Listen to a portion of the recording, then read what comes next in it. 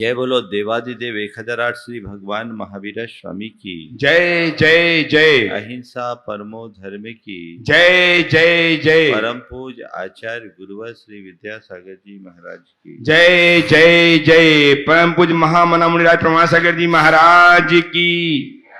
हमारे मन में उत्पन्न होने वाले शुभ अशुभ परिणाम हमारे अच्छे और बुरे जीवन का निर्धारण करते हैं। हमारे मन में जैसे भाव होते हैं जीवन में वैसा ही प्रभाव होता है। विगत दिनों हमने इस संदर्भ में बहुत सारी चर्चाएं की। हमारे जीवन में पुण्य और पाप की बहुत बड़ी भूमिका है और पुण्य पाप का चक्र चलता रहता है। कब किसके साथ क्या घटना घट जाए कुछ कहा नहीं जा सकता। हम महापुरुषों के चरित्र को भी पढ़ते हैं तो देखने में आता है कि उनके जीवन में भी पुण्य पाप का बड़ा विचित्र खेल होता है। पुण्य पाप हमारे जीवन में किस प्रकार का खेल खिलाता है, उस खेल को जो खेल के रूप में देखते हैं उनका क्या हाल होता है, और जो इस खेल को नहीं समझ पाते उनका क्या हाल होता है। थोड़ी सी इस संदर्भ में चर्चा करने के उपरांत आज मैं प्रशस्त राग के कारणभूत जो दूसरी बात है उसकी चर्चा आप सबसे करूंगा। हम जब पुराणों को पढ़ते हैं अनेक महापुरुषों का चरित्र हमने पढ़ा है, उनके जीवन के प्रसंग हमारे सामने आते हैं तो देखते हैं कि उनके जीवन में पुण्य पाप का खेल बड़े विचित्र रूप में घटता है। दो उदाहरण आज आपके सामने रख रहा हूं। एक अंजना और हनुमान का। हनुमान जी तद्भव मोक्षगामी कामदेव महापुरुष थे। ऐसे महापुरुष जो प्रत्येक कालचक्र में हर अवसर्पणी उत्सर्पणी में मात्र 24 होते हैं। तद्भव मोक्षगामी, इस धरती के श्रेष्ठतम मनुष्यों में से एक। कोई ऐसे वैसे जीव तो नहीं थे वो, पुण्याई उनकी थी कि नहीं। महान पुण्य पुरुष। लेकिन देखो इस पुरुष के साथ भी पाप कैसे जुड़ा। मां के पेट में आए और मां को संकट लाए। हनुमान गर्भ में आए और अंजना पर लांछन लगा। पति के घर से निकाल दिया गया निर्दोष होने के बावजूद, और बाहरे पाप, पिता का द्वार भी बंद हो गया। एक तद्भव मोक्षगामी कामदेव अचिंत पुण्य का धनी जिसके पेट में आया है, उसके जीवन में इतनी बड़ी विपत्ति आप कल्पना कर सकते हो। ऐसा महान पुण्यशाली जीव पेट में है और लाया क्या है साथ में, बोलो, विपत्ति। थोड़ी देर के लिए इस कथा को हम मोड़े और अंजना यदि गर्भवती नहीं होती तो क्या उसके ऊपर कोई लांछन लगता, फिर अंजना के ऊपर विपत्ति आती। अंजना की विपत्ति का अगर निमित्त बना तो क्या बना, वो नया मेहमान, वही ना, वही निमित्त बना। और पति के घर से निकाली, पिता का दरवाजा भी बंद हो गया, चले गई वन में, निर्जन वन में, कोई साथी नहीं। एक ऐसे महापुरुष का गर्भकाल बीत रहा है घोर अभावों और संकटों के मध्य, लेकिन पाप सामने आया। पर जीव का इतना पुण्य था कि उसके कारण उसकी मां की बुद्धि दुर्बुद्धि नहीं हुई। पहला, उस जीव का इतना पुण्य था कि सब तरह के अभावों के बीच भी उसका कुछ बाल बाका नहीं हुआ। उस जीव का इतना पुण्य था कि उसकी निर्विघ्न प्रसूति हो गई। उस जीव का इतना पुण्य था कि शेर की गुफा में भी जन्म देने के बाद उसका रक्षक वहां आ गया। कहानी आप सबको पता है। एक तद्भव मोक्षगामी जीव के साथ ऐसी स्थिति आ सकती है, तो हम तुम किस खेत की मूली हैं? बोलो। थोड़ा सा पाप आता है, विचलित हो जाते हो। अरे पाप तो महापुरुषों को भी नहीं छोड़ता, लेकिन दाद देनी होगी अंजना की। उस स्थिति में वो विचलित नहीं हुई। क्यों? उसे पता था ये संसार है, यहां पुण्य पाप का खेल चलता रहता है। ये खेल है, अभी तक पुण्य चल रहा था, पाप आया, इसको भी खेलना है, और फिर ये बीतेगा तो पुण्य को भी खेलना है। हमें तो दोनों को झेलना है। ये दृष्टिकोण था।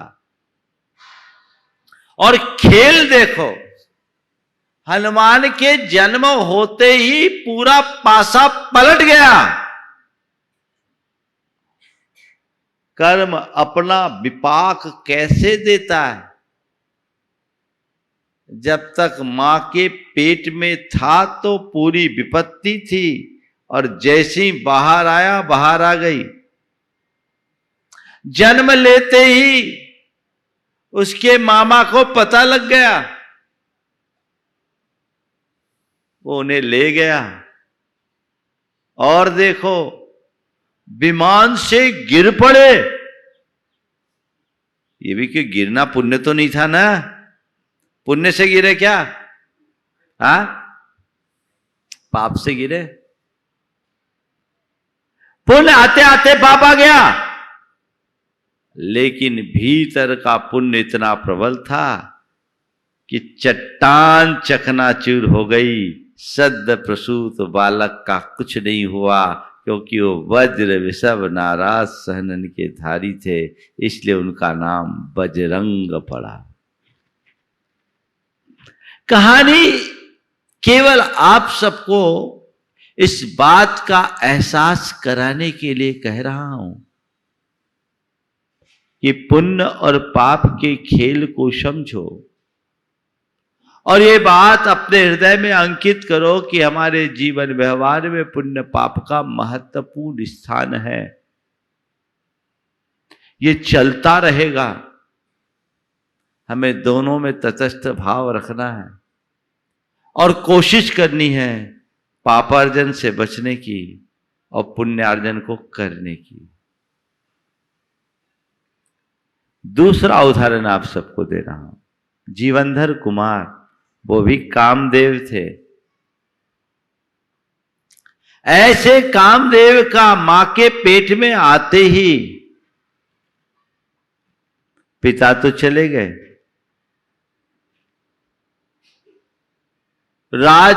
उसका राज उसके राजकर्मियों ने हड़प लिया। गर्भवती मां को गुप्त रूप से अपने राज दरबार से निकलना पड़ा, और उस जीवनधर को जन्म उनने कहां दिया? शमशान में। कहां जन्म दिया?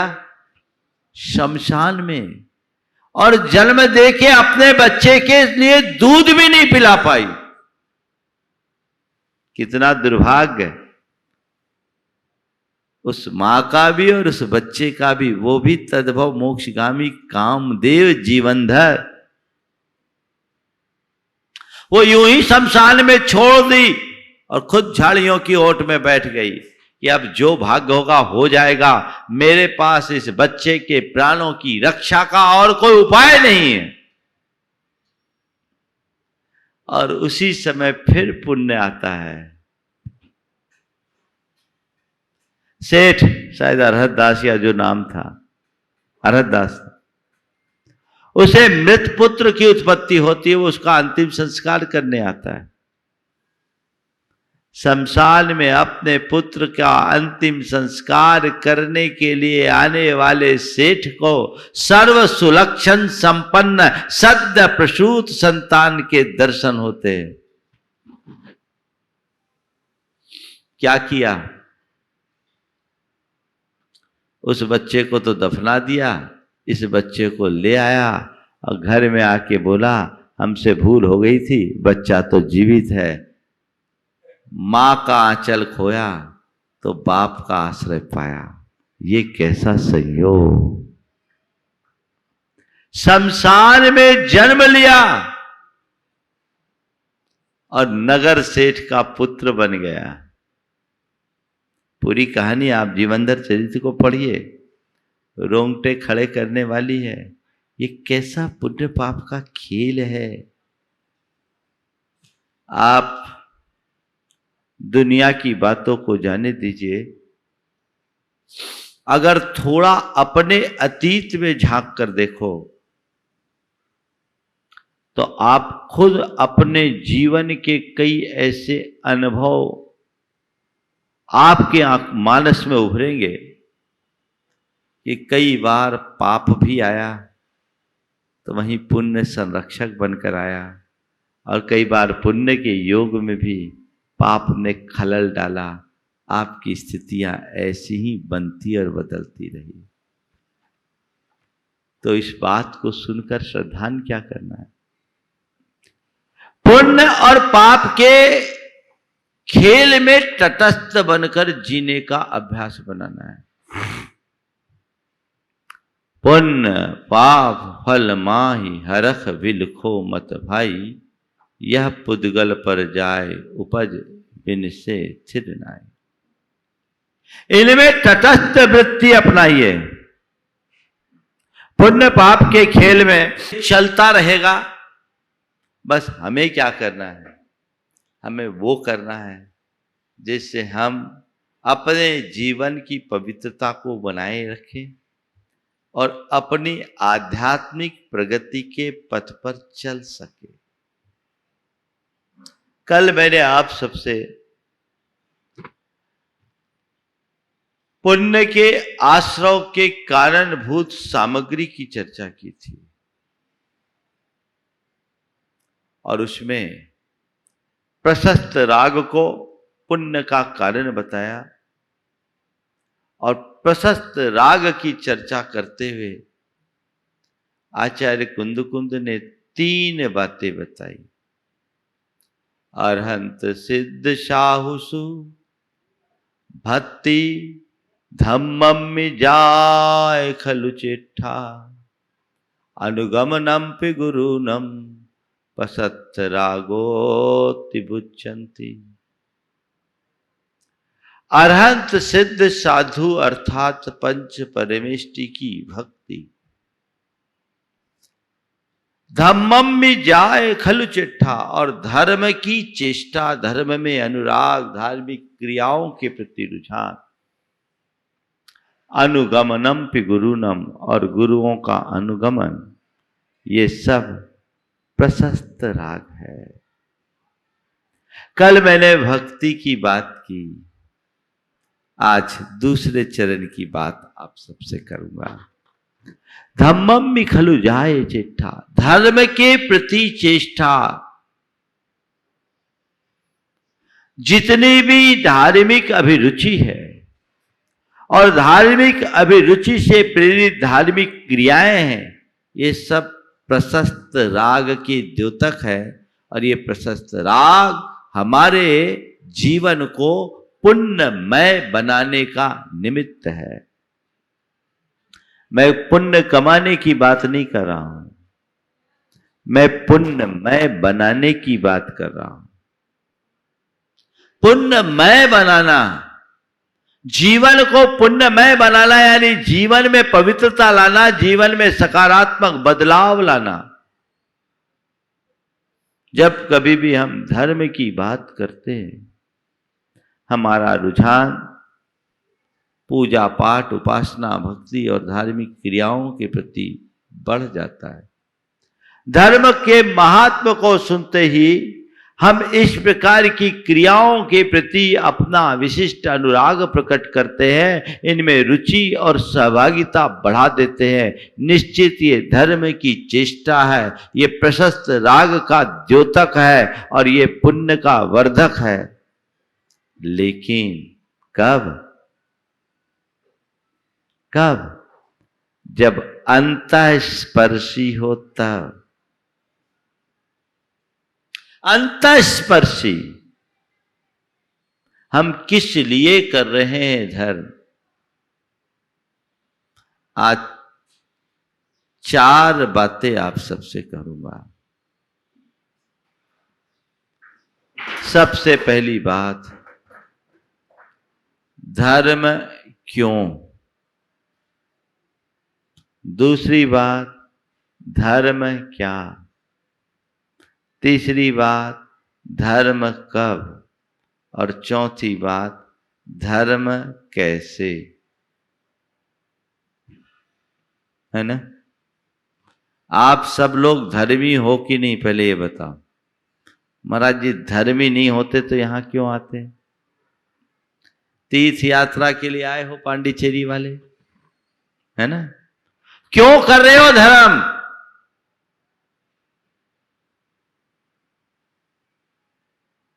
तुम्हारे धर्म का प्रयोजन क्या है? किस लिए आए शिखर जी? क्यों आदर्श जी, किस लिए आए? बोलना आपको। हाँ, आत्मा को सीधे छलांग लगाने। अभी तैयार हो परमात्मा बनने को? रिटर्न टिकट बना के आए हो कि नहीं?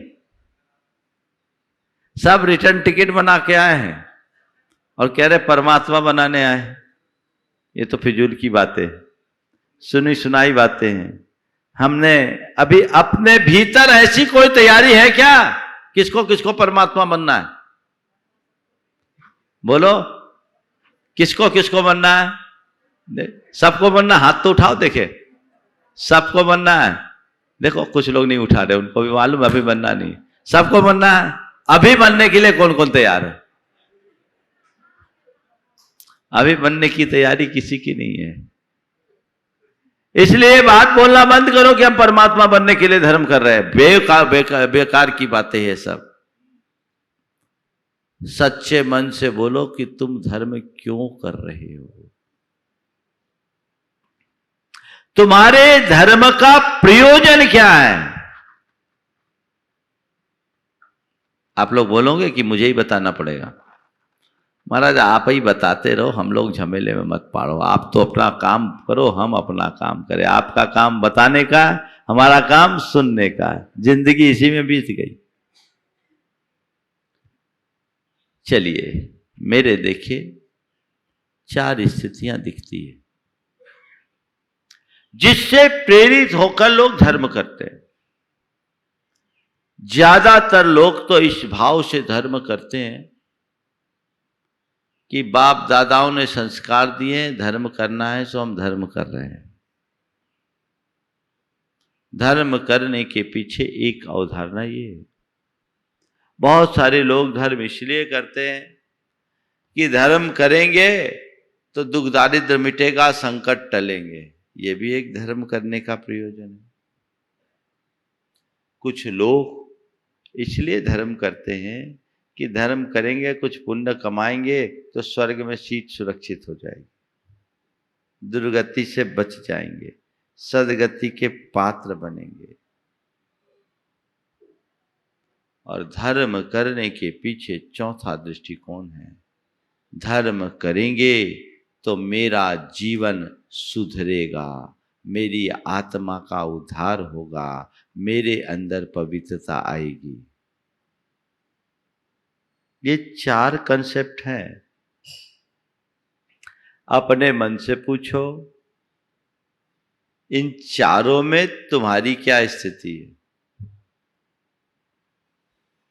इन चारों में क्या? पहले वाला माँ बाप ने, अच्छी बात है, माँ बाप का आभार मानना और अपने आप को भाग्यशाली समझना कि हम एक ऐसे कुल में जन्म लिए जहाँ धर्म को सर्वोच्च प्राथमिकता दी जाती है, और उसका सबसे प्रत्यक्ष लाभ ये मिला कि मैं व्यसन बुराइयों से, पाप पाखंड से अपने आप को बचा लिया। यदि ऐसे संस्कार निष्ठ परिवार में मेरा जन्म नहीं होता तो अभी तो लुच्चा लफंगा बन करके फिरता होता। एक अच्छी बात, लेकिन ये पूर्ण नहीं है। ये सही उद्देश्य नहीं है। हम धर्म कर रहे हैं, क्यों कर रहे हैं? करने के लिए धर्म करने का कोई मतलब नहीं है। दूसरा प्रयोजन, धर्म करेंगे संकट टलेंगे, मुश्किलें खत्म हो जाएगी, मुसीबतें नहीं आएगी, रोग शोक संताप मिट जाएगा, दुख दारिद्र मिट जाएगा, जैसा कि अक्सर लोगों के द्वारा कहा जाता है ना। ऐसे लोग धर्म करते हैं और कदाचित संकट आ जाए तो धर्म से ही विमुख हो जाते हैं। अभी कोविड के काल में बहुत लोगों की धार्मिक आस्थाएं विचलित हो गई, क्योंकि धर्मात्माओं को भी संकट में फंसा देखा उन्होंने, और बहुत से धर्मात्मा चले गए। अरे साधु महात्मा चले गए तो साधारण आदमी की बात क्या है? ऐसे लोग भय और लोभ से प्रेरित होकर धर्म करते हैं, और जो भय और लोभ से प्रेरित होकर धर्म करते हैं उनका धर्म बड़ा उथला होता है। जब लोग उनके मनोनुकूल होते हैं वे धर्म के दीवाने होते हैं, और जैसे ही मनोनुकूल बातें नहीं होती वे धर्म से दूर हो जाते, उनकी श्रद्धा अस्थिर होती, वो विचलित हो जाते। ये दृष्टिकोण भी सही दृष्टिकोण नहीं है। मानता हूं बहुत बार ऐसा देखने में आता है कि धर्मी व्यक्ति के जीवन में बड़े बड़े संकट टल जाते हैं। आप लोग भी उदाहरण देते हैं, मैंने ये किया मेरा ये संकट दूर हो गया, मैंने ये किया मेरे को ये फायदा हो गया। बहुत लोग बोलते हैं, है ना, हम लोगों को केंद्रित करके बोलते हैं, देखो मैं तो महाराज से जुड़ा, मेरी दिन दुनी रात चौगुनी वृद्धि हो गई। ठीक है भैया, ठीक है, महाराज के जुड़ने से दिन दुनी रात चौगुनी वृद्धि हो तो मैं तो एक एक को पकड़ पकड़ के जोड़ लूं, तुम्हारी दिन दुनी रात चौगुनी वृद्धि हो, उसमें बुराई क्या है? होता है, संयोग होगा। अगर तुम्हारे अंदर के विशुद्ध भाव है, पुण्य भाव की वृद्धि होगी तो ये हो सकता, असंभव नहीं, पर हो ये कोई जरूरी नहीं है, क्योंकि धर्मी पर भी संकट आते हैं। खुद धर्मी पर भी संकट आते हैं। धर्मियों पर जितने संकट आते उतने अधर्मी पर नहीं। सारे उपसर्ग साधुओं पर हुए हैं, डाकुओं पर थोड़ी। बोलो, उपसर्ग किस पर हुए, साधुओं पर कि डाकुओं पर? परीक्षा किसकी ली गई, सतियों की कि वेश्याओं की? तो कष्ट किस पर आएगा, धर्मी पर कि अधर्मी पर? हाँ, फिर तुम लोग क्या बोलते हो? हम लोगों को बचपन से उल्टे संस्कार दिए गए। जब मैं छोटा था, स्कूल में पढ़ता था, रिजल्ट खुलना, बेटा जा मंदिर के दर्शन करिए, रिजल्ट अच्छा आएगा। अरे अब भगवान के दर्शन करेंगे तो क्या भगवान हमारा रिजल्ट सुधार देंगे? रिजल्ट तो बन चुका, केवल डिक्लेरेशन बाकी है ना। हाँ, और अच्छे से पास हो गए तो अरे वाह भगवान ने हमें पास करा दिया, और फेल हो गए तो भगवान को गालियां देने लगे, कोसने लगे। ऐसे लोग भी है ना। ये गड़बड़, बड़ा विचित्र हाल है। कैसी मान्यता है? एक बच्चा भगवान के सामने बार बार प्रार्थना कर रहा था, हे भगवान मुंबई को भारत की राजधानी बना दे, मुंबई को भारत की राजधानी बना दे, मुंबई को भारत की राजधानी बना दे। बार बार एक ही बात रट रहा था, मुंबई को भारत की राजधानी, मुंबई को भारत की राजधानी बना दे। एक युवक को बड़ा आश्चर्य हुआ, उसने उसे एक तरफ बुलाया, बोले भारत की राजधानी दिल्ली है, मुंबई को बनाने से तुझे क्या मिल जाएगा? बोले और किसी को मिले या नहीं मिले, मुझे तो फायदा हो जाए। बोले क्या होगा? बोले मैंने गलती से पेपर में भारत की राजधानी मुंबई लिख दिया। अब ऐसे लोगों को क्या बोलेंगे? ऐसे लोगों को क्या बोलेंगे? अवधारणा उल्टी है। ये अवधारणा ठीक नहीं, इस अवधारणा को बदलना चाहिए और अपने मन में एक बात बिठा लेना चाहिए कि धर्म हमारे संकटों को टालता नहीं, धर्म हमें संकटों में संभालता है। धर्म हमारे संकटों को टालता नहीं, धर्म हमें संकटों में संभालता है। एक युवक जिसकी पिताजी की मृत्यु अल्प वय में हो गई, उस समय वो बच्चा 14 साल का था। उसकी मां की उम्र 42 साल की थी, पिता की मृत्यु 44 साल की उम्र में हुई।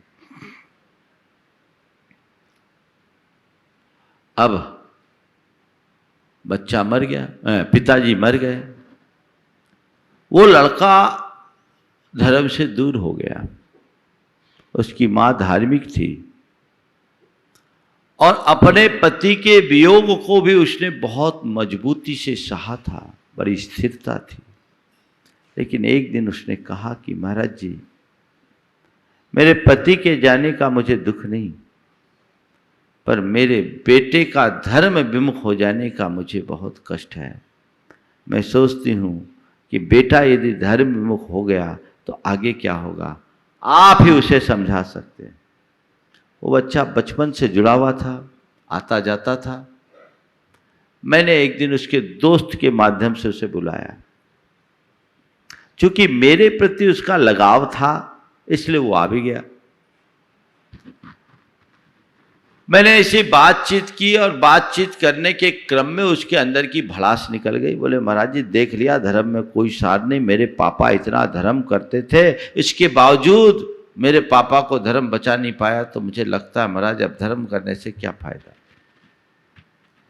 मैंने कहा ठीक कहते हो तुम। संयोग से उस नगर में एक दूसरी घटना घटी थी। एक सज्जन की धर्मपत्नी 60 साल की थी, वो घर से छत से कूदकर सुसाइड कर ली थी। मैंने पूछा कि तुम्हारे पापा को गए हुए कितने दिन हुए? बोला महाराज जी 2 महीने। हमने पूछा तेरे पापा की उम्र क्या थी? बोला 44 के आसपास थी। हमने पूछा तुम्हें वो एक आंटी अभी कुछ दिन पहले मरी? बोले हाँ मरी। बोले कैसे मरी? बोले उन्होंने सुसाइड की। क्या एज थी? 60 साल की। कितने दिन पहले मरी? बोले 6 महीना हो। उनके हस्बैंड की क्या हालत है? बोले महाराज वो डिप्रेशन में। 60 साल की उम्र में अपनी पत्नी को खोने वाला डिप्रेशन में है। और मैंने कहा 44 साल के पति को खो देने वाली तेरी मां की दशा क्या है? मां तो नॉर्मल है। तेरी मां नॉर्मल कैसे? वो तो अपने आप को धर्म से नॉर्मल कर ली। तो मैंने कहा अभी तक तो तू कहा था धर्म कुछ नहीं करता, और तू खुद बोल रहा है कि मेरी मां ने अपने आप को धर्म से नॉर्मल कर ली, तो धर्म का इससे बड़ा फल क्या होगा? धर्म जीवन मरण संयोग वियोग हानि लाभ को तो नहीं रोक सकता, लेकिन जीवन मरण संयोग वियोग हानि लाभ में स्थिरता जरूर दे सकता है। बस इतनी समझ होनी चाहिए। उस बच्चे को बात समझ में आ गई, आज बहुत अच्छे से लगा हुआ है। कहने का तात्पर्य केवल ये है, धर्म की अवधारणा सही होनी चाहिए। ये जो इस तरह की अवधारणा बनी है उसके पीछे दोषी हम आप हैं, क्योंकि हमें जन्म से ये संस्कार दिए गए। फिर तीसरा, स्वर्ग के लोभ में लोग धर्म करते हैं। पुण्य कमा लेंगे, धर्म कर लेंगे, चलो वो पुण्य हमारा भविष्य में अच्छा होगा, हमारा आगामी जन्म सफल होगा। अरे आगामी जन्म सफल करने के पहले ही जन्म तो सफल करो। जिसका यह जीवन विफल होगा उसका भावी जीवन कभी सफल नहीं हो सकता। लोग परलोक को सुधारने के लिए धर्म करते हैं। संत कहते ये लोग सुधरेगा तभी परलोक सुधरेगा, जिसका ही लोक खराब उसका परलोक भी खराब होगा। ध्यान रखना, परलोक को सुधारने के लिए किया जाने वाला धर्म उधार का धर्म है, यही लोक को सुधारने के लिए किया जाने वाला धर्म नगद धर्म है। ध्यान रखना, उद्धार करना है तो नगद का काम करो, उधार में उधार नहीं। समझ गए?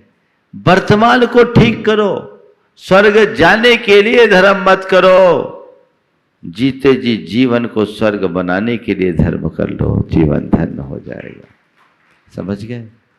और जीवन को स्वर्ग बनाने के लिए करना क्या है? अपने आचरण को दिव्य बनाना है। जिसका दिव्य आचरण होता है उसमें ही देवत्व की प्रतिष्ठा होती है। आचरण की पवित्रता, यही धर्म का मूल लक्ष्य होना चाहिए। जो मैंने चौथे क्रम में कहा, अपने जीवन को सुधारने के लिए, अपने जीवन को पवित्र बनाने के लिए, अपने जीवन का उद्धार करने के लिए धर्म करो। ये प्रयोजन यदि तुम्हारे सामने होगा तो तुम्हारे धर्म का अंदाज ही कुछ और होगा। मैं तीर्थ यात्रा करने आया हूं, पुण्य कमाया, आए, घूम फिर के चले गए, पर किस लिए? यहां से जाओ तो अपने आप को बदल करके जाओ, तब तीर्थ यात्रा का कोई मतलब है। तुम्हारी ये तीर्थ यात्रा तुम्हारे जीवन की अंतर यात्रा का सूत्रपात कर दे तो तीर्थ यात्रा की सार्थकता है। किसके लिए तीर्थ यात्रा? किसके लिए तीर्थ बंदना? महाराज हमने तो सुना एक बार बंदे जो कोई ताहे पशु नरक गति नहीं, नरक पशु गति नहीं होई। ठीक है, नरक पशु गति की बचना भावना से बचने के लिए तो, बचने की भावना से तो यहाँ आए हो, लेकिन अपना आचरण तो देखो, वो नारकी और पाश्विक तो नहीं है, उसे तो सुधारो। लोगों ने धर्म को मोक्ष का लाइसेंस मान लिया, स्वर्ग का लाइसेंस मान लिया कि थोड़ा सा धर्म कर लो फिर पाप करने की छूट है। क्या होगा? नहीं, पाप काटने के लिए धर्म मत करो, पाप त्यागने के लिए धर्म करो। पुण्य कमाने के लिए धर्म मत करो, जीवन को पुण्य बनाने के लिए धर्म करो। मैं अक्सर इस बात पर बल देता हूं, ये वाक्य दोहराता हूं, अपने हृदय में अंकित कर लो। मुझे पाप काटना नहीं है, क्या करना है? पाप त्यागना है। अब बताओ, इधर फसल काटते भी जाओ, बिस बेल लगी है, इधर काटते भी जाओ और इधर बोते भी जाओ तो क्या होगा? काटने की ज्यादा दरकार नहीं है, त्यागना शुरू कर दो, पाप होगा ही नहीं तो पाप बंधेगा कैसे? ये सब कब होगा? जब हम धर्म के अंतरंग पक्ष को आत्मसात करके चलेंगे। केवल बाहरी क्रियाचार तक जो संतुष्ट होंगे वे अपने जीवन का उद्धार नहीं कर सकते। तो धर्म क्यों करें? पहली बार। फिर धर्म क्या है? मेरे द्वारा जो भी धर्म के नाम पर किया जाता है, महाराज मैं तो डेली 2 घंटे धर्म करता हूँ। सुबह उठता हूँ, जाप करता हूँ, पाठ करता हूँ, मंदिर में जाता हूँ, अभिषेक करता हूँ, पूजन करता हूँ और आपका प्रवचन भी सुनता हूँ। महाराज 2 क्या, कभी कभी तो 3-3 घंटे, 4-4 घंटे मेरे धर्म में बीत जाते है ना। संत कहते ये धर्म नहीं है, ये धर्म की क्रिया है। ये धर्म की क्रिया है। धर्म क्या है? धर्म क्या है? परिणामों की निर्मलता, भावों की विशुद्धि, अंतस की पवित्रता। ये अंदर आना चाहिए, वो धर्म है। समझ गए? कहते क्या धर्म है? सधर्मो यत्र नाधर्म। जहां अधर्म नहीं वही धर्म है। तुम पूजा पाठ आदि धार्मिक क्रियाएं कितना करते हो ये उतना मूल्यवान नहीं, पर तुमसे पापाचार कितना रुकता है वो सही अर्थ में मूल्यवान है। तो मुझे क्या करना? अधर्म से बचना है, यही तुम्हारा धर्म है। और ये घंटा 2 घंटा का नहीं, ये 24 घंटे का होना चाहिए। अधर्म से बचने रूप धर्म है। ध्यान रखना, धर्म घंटे 2 घंटे तक की जाने वाली कोई क्रिया या प्रक्रिया नहीं। धर्म पूरे जीवन को रूपांतरित करने का प्रयोग है, जो हमारे प्रत्येक विचार और व्यवहार में प्रतिबिंबित होना चाहिए। मुझसे अधर्म न हो, यही धर्म है। तो महाराज कल से मंदिर जाना बंद, पूजा पाठ बंद। बिल्कुल, आपने तो हमारे मन की बात कह दी, है ना? ऐसा प्रवचन तो आप लोगों को जल्दी पसंद आता है। मैं वो सब बंद करने के लिए नहीं कह रहा हूँ, मन का द्वंद्व छोड़ने के लिए कह रहा हूँ। हमारी जितनी धार्मिक क्रियाएं हैं वो हमारी धार्मिक भावनाओं के उद्दीपन के आधार है। आप अपनी मोबाइल होती है, आजकल तो उसके बिना कोई रहता ही नहीं, वो तो लोगों का एक प्राण जैसा हो गया, जीवन का अंग हो गया। आप उसको चार्ज करते हो, क्यों करते हो? हाँ, क्यों करते हो? महाराज उसका फंक्शन दिन भर चलता रहे, इसीलिए ना। हाँ, और कोई चार्ज तो फुल करे और उसका उपयोग ना करे, उसको क्या कहेंगे? बोलो। हाँ, कोई काम, कोई मतलब होगा? भैया तुमने मोबाइल को चार्ज किया है तो उसका प्रयोग भी करो। तुमने धर्म किया है तो उसकी छाप भी तुम्हारे अंदर दिखनी चाहिए, वो तुम्हारे व्यवहार में दिखनी चाहिए कि नहीं, है ना? पर एक बात बोलूं, मोबाइल को चार्ज करने के बाद उसका फंक्शन करो न करो ये तुम्हारे हाथ में है। तुम चाहो तो उपयोग भी कर सकते हो और तुम चाहो तो उसे एक जगह पड़ा भी रख सकते हो। मोबाइल चार्ज पड़ा रहेगा, उसका कोई लाभ लेना न लेना अपने हाथ में है। लेकिन मन को अगर एक बार चार्ज कर दिया तो इसका उपयोग ऑटोमेटिक होगा, रुकेगा नहीं। धर्म से तुमने अपने आप को चार्ज किया तो तुम्हारे अंदर एक ऐसी ऊर्जा, उत्साह और उमंग प्रकट होगा जो तुम्हें खुद धर्म करने के लिए उत्प्रेरित करेगा। तुम बेचैन हो जाओगे बिना किए। अंतरंग में धर्म की रुचि होगी तो धर्म के प्रति उत्साह अपने आप बढ़ेगा, सक्रियता बढ़ेगी। रहेगा नहीं, बस चार्ज होनी चाहिए। आप लोगों के मन में धर्म की रुचि बहुत कम होती है, ठेलना पड़ता है। पाप की रुचि तो बहुत तेजी से। कोई बुरा काम करने के लिए कहो तो सबसे पहला नाम, अच्छा काम करने के लिए अभी सोचते हैं। क्यों? तुम लोगों की बैटरी डिस्चार्ज है। महाराज चार्ज तो करते हैं, चार्ज करते हैं, कोई ज़रूरी नहीं कि चार्ज करे तो चार्ज हो ही जाए। कई बार ऐसा होता है ना, लोग पावर पॉइंट पे लगा देते हैं, हाँ, और सोचते हैं हमारा चार्ज हो गया। मोबाइल लेकर के चलते हैं कि और देखते हैं कि यहाँ तो कुछ है ही नहीं, मोबाइल तो बिल्कुल, बैटरी तो ऐसी ही है। क्या बात है, पावर तो था, पावर था तो चार्ज क्यों नहीं हुआ? क्या हुआ? Loose contact. स्विच भी ऑन किया, पावर भी दिया, आपने जब देखा चार्जिंग पे आ भी गया, इंडिकेटर ने शुरू में सब बता भी दिया, बाद में सब गड़बड़। क्यों है गड़बड़? Loose contact. क्या है? कनेक्शन कमजोर। यही हाल तुम लोगों के है ना। यहां जितनी देर है ना एकदम सब चार्जिंग दिख रहे हैं, एकदम चार्जिंग, पर बाद में जहां के तहां। क्यों? Loose contact. समझ में आ गई बात? अब क्या करना है?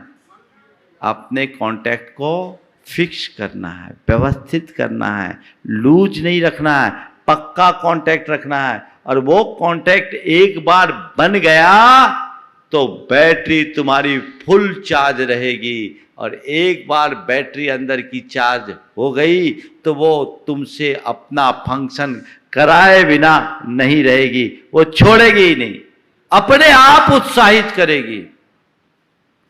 तो धर्म के मर्म को समझिए, उसके अनुरूप अपने आप को ढालने की कोशिश कीजिए, तब हम अपने जीवन का पथ प्रशस्त करने में समर्थ होंगे। 24 घंटे मुझसे अधर्म न हो और मेरी रुचि धर्म के प्रति बढ़ते रहे, बढ़ते रहे, बढ़ते रहे। जो जिसका इष्ट होता है वो उसे पुष्ट करने में हमेशा लगा रहता है। धार्मिक क्रियाएं हमारी धार्मिक भावनाओं को पुष्ट करती है, इसलिए एक धर्मी के हृदय में धर्म की क्रियाओं के प्रति उत्साह रहता है, क्योंकि उसे पता है मेरा स्वभाव प्रवृत्ति का है, यदि धर्म की क्रिया नहीं करूँगा तो अधर्म में मग्न हो जाऊँगा, और अधर्म तो मुझे करना ही नहीं है, क्योंकि अधर्म न करना ही मेरा धर्म है। तो अधर्म से बचना है तो क्या करूं? आलंबन लेना पड़ेगा धर्म का, पर उसके साथ मन को ऊर्जावान बना करके चलेंगे, अंतरंग का उत्साह होगा, तब धर्म हमारे अंदर आ पाएगा। तो धर्म क्या, धर्म क्यों, धर्म कब?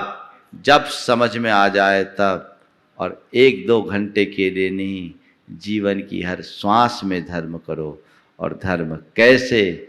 विशुद्ध भावों से भरकर हम धर्म करेंगे तो ये हमारे लिए प्रशस्त राग की अभिव्यक्ति होगा। और कल इस विषय में मैं अभी ये चलेगा, धर्म की चेष्टा अभी आज मैं अपने प्रवचन को पूरा नहीं कर रहा हूँ, अधूरा छोड़ रहा हूँ। हमारी धार्मिक चेष्टा जो प्रशस्त राग का एक विशेष आधार है वो कैसी होनी चाहिए, और धार्मिक चेष्टा के परिणाम स्वरूप हम अपने जीवन का उत्कर्ष कैसे कर सकते हैं, इस संदर्भ में आप सबसे कल बात होगी। आज आप सबका समय हो गया, यहीं पर विराम। बोलिए परम पूज्य आचार्य गुरुवर श्री विद्यासागर जी महाराज की जय जय जय।